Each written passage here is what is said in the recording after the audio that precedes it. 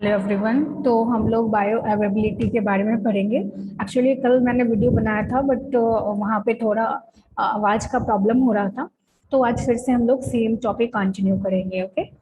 तो सबसे पहले व्हाट इज बायो अवेबिलिटी। तो ये जैसे हमने इससे पहले वाला जो वीडियो अपलोड किया था फार्माकोलॉजी में कि what is absorptions, what are the factor that affect the rate of absorptions. तो बेसिकली सिमिलर टाइप ही है, इसमें बहुत अलग नहीं है। तो सेम है लगभग, बहुत थोड़ा सा अलग है। अब अलग क्या है कि जैसे एब्जॉर्प्शन क्या है कि कितना वो ले लिया, एब्जॉर्ब कर लिया बॉडी में, दैट इज एब्जॉर्प्शन। और बायो अवेबिलिटी क्या है कि ये एक तरह का एब्जॉर्प्शन ही है। इसमें अनचेंज ड्रग जो भी हम एडमिनिस्टर किए हैं अपने बॉडी में, वो कितना सिस्टमिक सर्कुलेशन तक गया है, किस रेट से गया है, किस एक्सटेंट से गया है, दैट इज बायो अवेबिलिटी। आप समझ गए। जितना भी एब्जॉर्ब पोर्शन हमारे सिस्टमिक सर्कुलेशंस में गया है अनचेंज्ड फॉर्म में, वो हम उसको बोलते हैं सिस्टमिक सर्कुलेशंस। फॉर एग्जांपल कि एक दवाई अगर हम ऑरली खाते हैं तो उसको सिस्टमिक सर्कुलेशंस में जाने में टाइम लगेगा, ऑब्वियस, क्योंकि वो हमारे जीआईटी में पास करेगा, स्टमक में जाएगा, इंटेस्टाइन जाएगा। अगर स्टमक में एब्जॉर्ब होने वाला होगा तो स्टमक में होगा, या फिर एंटरिक में जाएगा, इंटेस्टाइन में जाएगा, उसके बाद एब्जॉर्ब होगा। दूसरा, ड्रग्स अगर वो पेरेंट्रल फॉर्म में दिया गया, for example through IV routes, तो वो हमारे डायरेक्ट ब्लड में चला गया, तो उसका बायो अवेलेबिलिटी 100% है, क्योंकि उसको मैंने जो इंजेक्ट किया अपने बॉडी में वो डायरेक्ट ब्लड में चला गया अनचेंज्ड फॉर्म में। बट ओरली जो हमने दिया वो भी ब्लड में जाएगा, बट थोड़ा बहुत कुछ चेंजेस हो सकता है, उसको 100% हमने खाया बट वो 80% ही हमारे ब्लड तक गया, तो दैट इज बायोअवेबिलिटी। ओके। तो बायोअवेबिलिटी जो भी ड्रग्स डायरेक्टली हम इंजर्ड करते हैं हम अपने बॉडी में, तो वो हमारा पेरेंट्रल रूट वाला 100% बायोअवेबिलिटी के साथ आता है। अब इसका 3 टाइप्स है। First one is absolute, second is relative and third one is bio equivalence. तो एब्सोल्यूट कहने का मतलब है कि एकदम सटीक। तो अब सटीक कौन होगा? जो 100% बायो अवेलेबल होगा, यानी कि जो भी पैरेंट्रल रूट से दे रहे हैं आईवी फॉर्म में, वो एब्सोल्यूट है, उसका 100% वो अचीवमेंट है। तो जो 100% है वो वही हमारा एब्सोल्यूट बायो अवेलेबिलिटी कहलाता है। दूसरा है रिलेटिव। तो एब्सोल्यूट बायोअवेलेबिलिटी में वो सारे ड्रग्स आएंगे जो आईवी रूट से दिए गए हैं, पेरेंट्रल फॉर्म में आईवी रूट से दिए गए हैं, क्योंकि वो डायरेक्ट अनचेंज फॉर्म में हमारे ब्लड में चला गया। दूसरा रिलेटिव बायोअवेलेबिलिटी। तो रिलेटिव हम किसी की तुलना में निकालते हैं, उसके कंपैरिजन में इसका क्या है? Relative, that is relative. तो रिलेटिव क्या है? तो आईवी को छोड़ के दूसरा कोई भी डोजेज फॉर्म वो रिलेटिव हो गया। अगर आईवी हमारा एब्सोल्यूट हो गया तो रिलेटिव, उसका कंपैरिजन जो हम कर रहे हैं, ओरली ले रहे हैं या कोई भी जो हम रेफरेंस स्टैंडर्ड के साथ कर रहे हैं, तो वो हमारा रिलेटिव हो गया। And third one is bio equivalence. जब कोई भी ड्रग्स दो या दो से ज्यादा अलग सेम कंपोजिशंस का, मे भी अलग ब्रांड का हो सकता है, अगर हमारे बॉडी में स्टैटिकली एक जैसा आउटकम्स दिखाए, एक जैसा बायो अवेबिलिटी दिखाए, उसको हम लोग बायो इक्विवेलेंस कहते हैं। ओके। बायो इक्विवेलेंस एक बार और बताते हैं कि मान लीजिए दो पैरासीटामोल है, सेम कंपोजिशंस का, अलग अलग ब्रांड का होगा, तो हमने उसको जो बॉडी में दिया, तो दो अलग अलग डिफरेंट का बॉडी में दिया। उसके बाद मैंने उसका कोई भी जो भी स्टैटिकल डाटा निकालते हैं, उसके स्टैटिकल डाटा निकाले और वहां पे पाया कि दोनों की बायो एबिलिटी सेम है, सेम टाइम पे वो बॉडी में सिस्टमिक सर्कुलेशन में गया। अगर दोनों का एक जैसा है तो that is called bioequivalence. Okay. तो बेसिकली जो आपका सिलेबस में है, that is basic idea about bioavailability और what are the various factor that affects bioavailability. इतना ही है, बस दो ही टॉपिक है आपका, ठीक है। तो टाइप्स हालांकि नहीं है, तो हम डायरेक्टली अब वेरियस फैक्टर्स पे आते हैं। तो यहाँ पे बहुत ज्यादा याद करने की जरूरत नहीं है। इससे पहले जो हमने जितने भी टॉपिक्स एब्जॉर्प्शंस वाले में पढ़ा है कि what are the factor that affects absorption of a drug, तो वो सारे फैक्टर्स यहाँ पे भी इंक्लूडेड हैं और सेम टाइप से प्रोपोर्शनल है ये एब्जॉर्प्शंस में लगभग 90% तक। तो पहला आता है फिजियोकेमिकल प्रॉपर्टीज ऑफ ड्रग्स।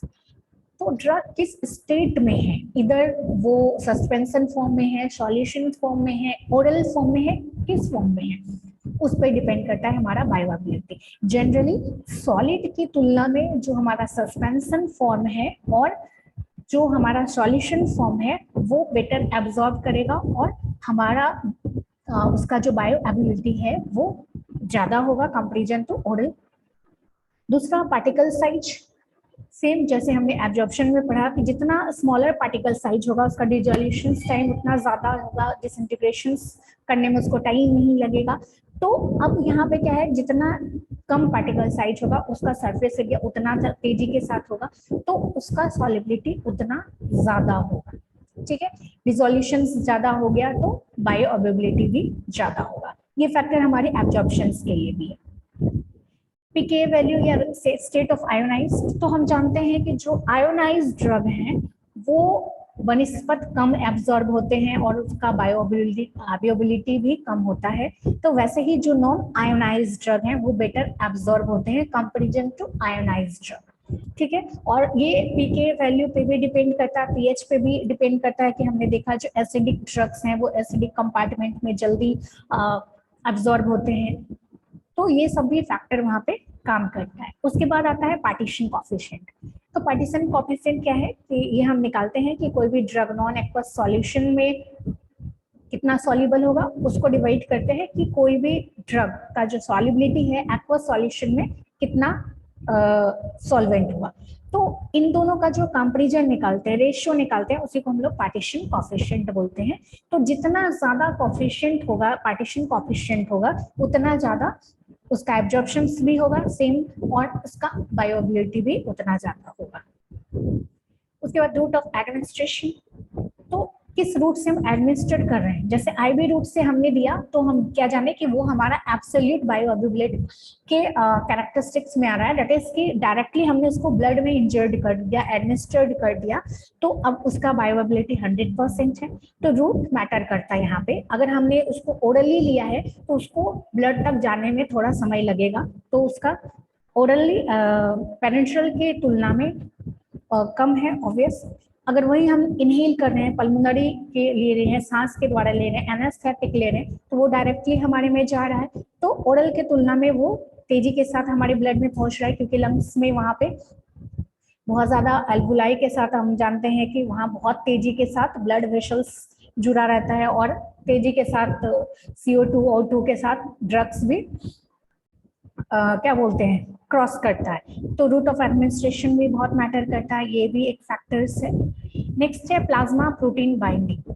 तो प्लाज्मा प्रोटीन, कोई भी ड्रग्स अगर प्लाज्मा प्रोटीन के साथ बाइंड हो जाता है तो उसका थेराप्यूटिकली इफेक्ट ज्यादा होता है, तो बहुत तेजी के साथ उसका एक्शंस बढ़ जाता है, बायोअवेलेबिलिटी बढ़ जाता है, एब्जॉर्प्शन बढ़ जाता है और उसका ड्यूरेशन लॉन्ग टाइम तक होता है।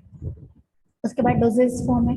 तो अब ये डोजेज फॉर्म कैसे होता है, सस्पेंशन का सबसे सॉल्यूशन का सबसे ज्यादा आईवी फॉर्म में जो हम दे रहे हैं, उसके बाद सस्पेंशन, फिर पाउडर फॉर्म, फिर टैबलेट फॉर्म, फिर कैप्सूल फॉर्म। तो ये इस हिसाब से बायोअवेलेबिलिटी होता है, रेट होता है। उसके बाद मैन्युफैक्चरिंग वेरिएबल्स, जैसे कोई भी टैबलेट हम बना रहे हैं तो सिर्फ उसमें अलग अलग चीज एडिटिव जोड़ते हैं, कुछ डाइल्यूएंट डालते हैं, कुछ फिलर्स डालते हैं, कुछ एब्जॉर्बर डालते हैं, कुछ बाइंडिंग एजेंट डालते हैं, प्रिजर्वेटिव्स डालते हैं। तो इनके कंसंट्रेशन में अगर थोड़ा सा भी बदलाव हुआ तो डिसइंटीग्रेशन टाइमिंग बदल जाएगा, हमारे बॉडी में उसका डिसोल्यूशन टाइम बदल जाएगा।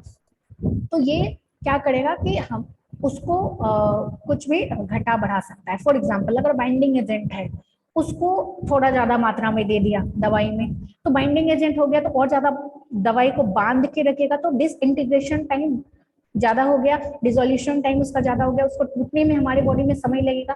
जब तक वो टूटेगा नहीं, स्मॉल पार्टिकल्स में नहीं बनेगा, तो उसका सल्फेट एरिया कम हो गया, एब्जॉर्प्शन नहीं हुआ, तो बायोअवेलेबल कैसे हो जाएगा।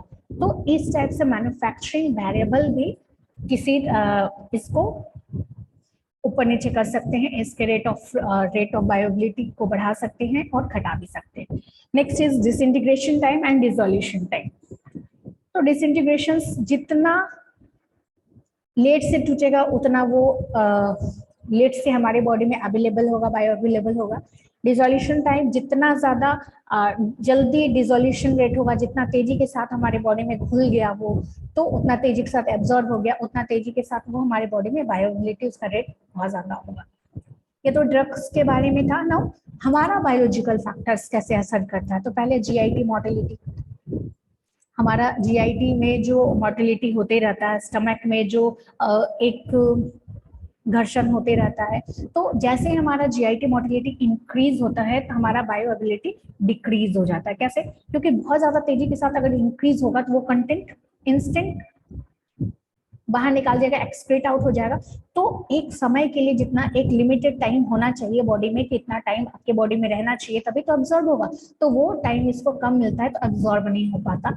इस कारण बायोअवेलेबिलिटी या रेट ऑफ डिसोल्यूशन में डिक्रीज होता है, तो बायोअवेलेबिलिटी डिक्रीज हो जाता है। उसके बाद है फर्स्ट पार्ट मेटाबॉलिज्म।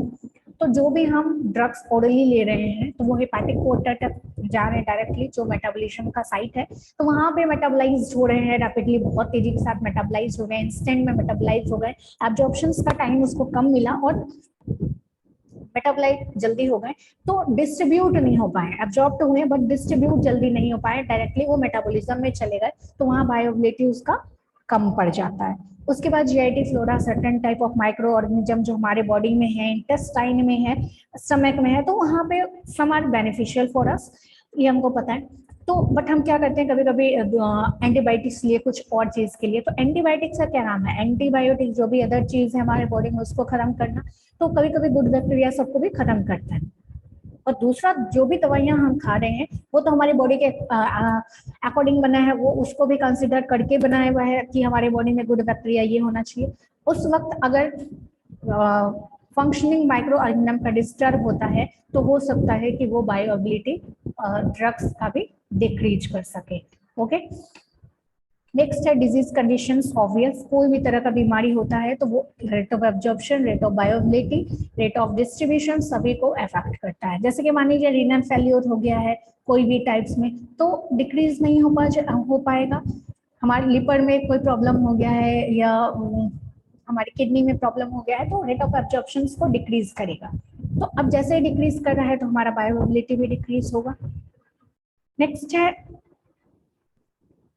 तो इतना सारा पॉइंट्स है, तो ये बेसिकली आपको यही याद पढ़ना था कि कौन कौन से फैक्टर है। तो पहला ड्रग्स का फैक्टर होगा, दूसरा इंसान का फैक्टर होगा। ड्रग्स का फैक्टर, ड्रग्स किस स्टेट में बना है तो हमेशा याद रखना है कि अगर सॉल्यूशन फॉर्म में है तो वो ज्यादा होगा बनिस्पत टैबलेट फॉर्म्स के। टैबलेट में भी फिर भी हो जाएगा, कैप्सूल्स वो और उस कवर चढ़ा हुआ है तो उसका और लेट से होगा, तो इसीलिए कैप्सूल सबसे लेट से बायोअवेलेबल होगा और आईवी रूट्स वाला सबसे पहले होगा। ओके, दूसरा पार्टिकल साइज, तो हम जानते हैं कि जितना स्मॉलर पार्टिकल साइज उतना ज्यादा सरफेस एरिया, इसलिए उतना तेजी के साथ सॉल्युबल होगा। आयोनाइज ड्रग नॉन लेट से एब्जॉर्ब होता है तो बायोअवेलेबिलिटी भी उसका लेट से होगा। नॉन आयोनाइज ड्रग जल्दी होता है। पार्टीशन कोफिशिएंट जितना ज्यादा होगा उतना ज्यादा उसका एब्जॉर्प्शन भी होगा और उतना ज्यादा उसका रेट ऑफ बायोअवेलेबिलिटी भी होगा। Route of administration, IV routes बहुत ज्यादा होगा तुलना में ओरल से, ओरल का सबसे लास्ट में होगा। ठीक है, उसके बाद प्लाज्मा प्रोटीन से जितना ज्यादा बाइंड अप करेगा उतना ज्यादा बायोअवेलेबिलिटी होगा। डोजेज फॉर्म यहाँ पे दिया हुआ है किस तरह का, सबसे ज्यादा सोल्यूशन का, फिर सस्पेंशन का, फिर पाउडर का, फिर टैबलेट का, फिर कैप्सूल्स का। कुछ वेरिएबल्स हो सकते हैं जैसे डाइल्यूएंट, ये सब उसको अल्टर कर सकते हैं उसके रेट को। डिसइंटीग्रेशन टाइम और डिसोल्यूशन टाइम, जितना कम टाइम होगा उतना तेजी के साथ उसका बायोअवेलेबिलिटी भी होगा। उसके बाद हमारा फैक्टर्स आता है जैसे जीआईटी मोर्टेलिटी, जितना ज्यादा जीआईटी मोर्टेलिटी होगा ड्रग्स उतना कम अवेलेबल हमारे बॉडी में होगा, तो रेट ऑफ डिसोल्यूशन डिक्रीज कर जाएगा और हमारा क्या होगा, बायोअवेलेबिलिटी डिक्रीज कर जाएगा। तो वैसे ही फर्स्ट पास मेटाबॉलिज्म में अगर जाता है तो लेट हो जाएगा। तो आईवी रूट इसीलिए जा रहा है क्योंकि वो फर्स्ट पार्ट मेटाबॉलिज्म में नहीं जाता है। हमारा जो भी हम पल्मोनरी रूट से ले रहे हैं वो भी फर्स्ट पास मेटाबॉलिज्म में नहीं जाता है, डायरेक्ट सिस्टमिक सर्कुलेशन में आ जाता है, इसीलिए उसका बायोअवेलेबिलिटी ज्यादा है ओरल की तुलना में। ठीक है, तो इतना ही हम लोग पढ़ते हैं और ये कुछ इंपॉर्टेंस है जो हालांकि आपके लिए नहीं है। तो यहाँ पे सेफ्टी और एफिकेसी के लिए हम बायोइक्विवेलेंस पढ़ते हैं, या दो ड्रग्स का बायोअवेलेबिलिटी चेक करने के लिए हम बायो अवेलेबिलिटी पढ़ते हैं, ये सब हमारा इंपॉर्टेंस है। क्यूसी के लिए करते हैं, तो न्यू फॉर्मुलेशंस के लिए उसका रेफरेंस के साथ कितना बायोअवेलेबिलिटी है ये सब चेक करने के लिए बायोबिलिटी हमारे लिए इम्पोर्टेंस है। ओके, तो आज हम इतना ही रखते हैं, नेक्स्ट डे फिर क्लास करेंगे, नेक्स्ट टॉपिक पे करेंगे। ओके।